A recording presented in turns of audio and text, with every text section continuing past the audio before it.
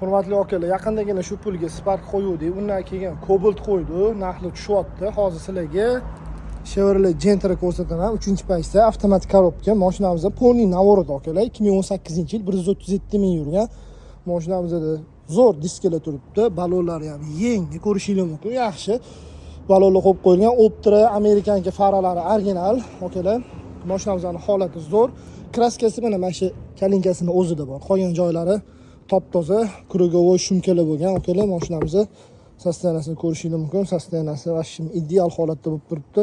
Hech qanaqa texnik ishi yo'q, akalar.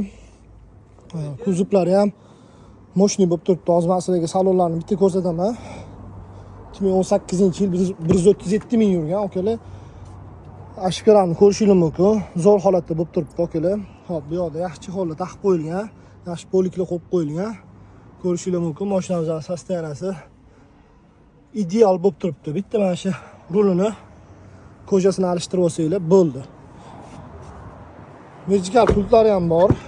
Salonimizning orqalari ham zo'r holatda bo'lib turibdi. Ko'rishingiz mumkin.